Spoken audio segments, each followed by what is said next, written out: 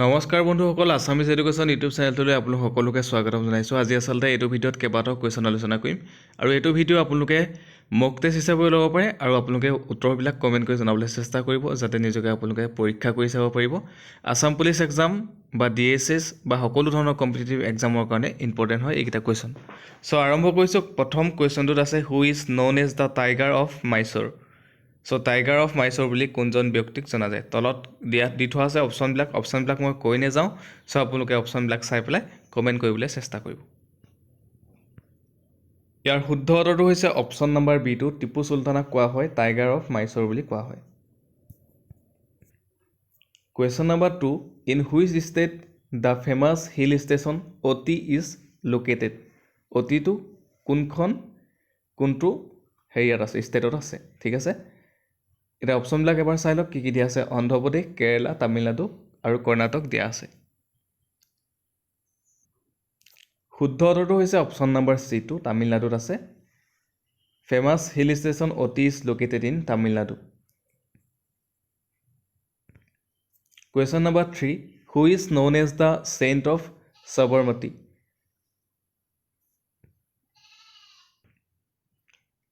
শুদ্ধ উত্তৰটো হৈছে অপশ্যন নম্বৰ C2, মহাত্মা গান্ধীক কোৱা হয় চেইণ্ট অফ সবৰমতী বুলি কোৱা হয়। Question number 4, which state is the largest tea producing region in the India. অপশ্যনবিলাক ভালদৰে চাই লওক এবাৰ। কেৰেলা দিয়া আছে, তামিলনাডু, ৱেষ্ট বেংগল আৰু আছাম দিয়া আছে। শুদ্ধ উত্তৰটো হৈছে option number D2, Assam. Assam is the largest tea producing region in the India. Question number 5, who is known as the rocket man of India. চ' কোনজন ব্যক্তিক ৰকেট মেন অফ ইণ্ডিয়া বুলি কোৱা হয়? অপশ্যনবিলাক চাই লওক কি কি দিয়া আছে। ইয়াৰ শুদ্ধ উত্তৰটো হৈছে option number C2, doctor APJ Abdul কালামক কোৱা হয় ৰকেট মেন অফ ইণ্ডিয়া বুলি কোৱা হয়। চ' এইটো কুৱেশ্যন ৰিপিট হৈ থাকে, সেইটো কাৰণে কৈ দিছোঁ। ৰকেট মেন অফ ইণ্ডিয়া বুলি কোৱা হয় ডক্টৰ APJ আব্দুল কালামক কোৱা হয় rocket man of India. Question number 6, which city is known as the silicon valley of India. এইটো কুৱেশ্যনো ৰিপিট হৈ থাকে। চিলিকন ভেলী অফ ইণ্ডিয়া বুলি কোনখন চিটিক কোৱা হয়? শুদ্ধ উত্তৰটো হৈছে অপশ্যন নম্বৰ C2, বেংগলোৰ কোৱা হয়।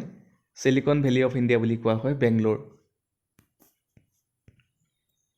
Question number 7, who is known as the first citizen of India. অপশ্যনবিলাক চাই লওক এবাৰ। Who is known as the first citizen of India.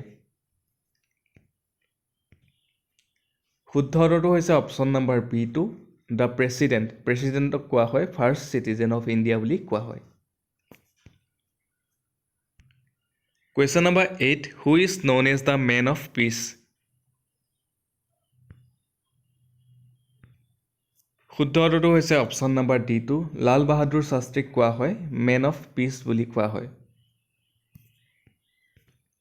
Question number 9, which festival is celebrated as the beginning of spring.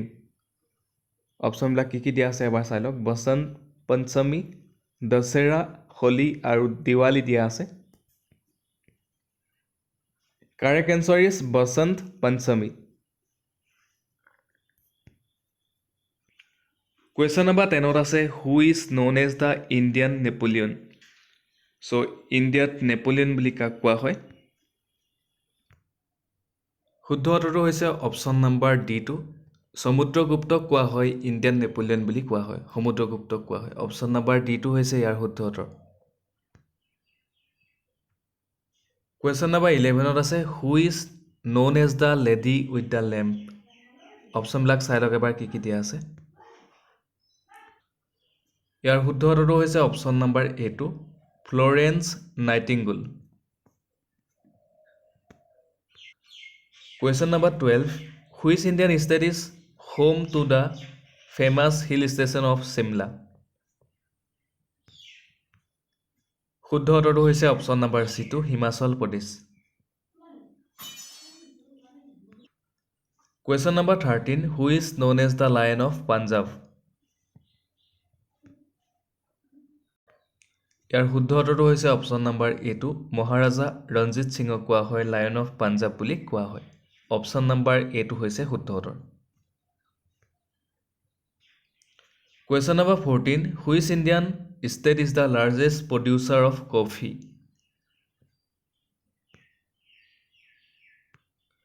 শুদ্ধ উত্তৰটো হৈছে option number D two Karnataka ইণ্ডিয়াৰ largest producer coffee হৈছে Karnataka option number D two হৈছে ইয়াৰ শুদ্ধ উত্তৰ Question number 15 টো হৈছে Who was the first Indian woman to receive the Nobel Prize So ইণ্ডিয়াত প্ৰথমজন মহিলা কোন আছিলে যোনে নোবেল প্ৰাইজ পাইছিলে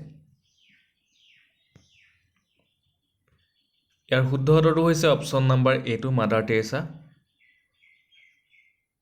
Question number 16 টো আপোনালোকে সকলোৱে কমেন্ট কৰি জনাব যাতে সকলোৱে কমেন্ট কৰে তাৰে কামনা কৰিছো আৰু আপোনালোকে যদি আসামিজ এডুকেশ্যন ইউটিউব চেনেলটো চাই ভাল পায় আৰু আপোনালোকে আপোনালোকৰ স্কোৰসমূহ কমেন্ট কৰি জনাবলৈ নাপাহৰিব আপোনালোকে 15টা কোৱেশ্যনৰ ভিতৰত কিমানটা কোৱেশ্যন পাৰিলে কমেন্ট কৰি জনাব আপোনালোকৰ স্কোৰসমূহ আৰু লগতে আপোনালোকে কোৱেশ্যন নাম্বাৰ 16 টো মই দেখাই দিছো আপোনালোকে সকলোৱে কমেন্ট কৰি জনাব উত্তৰটো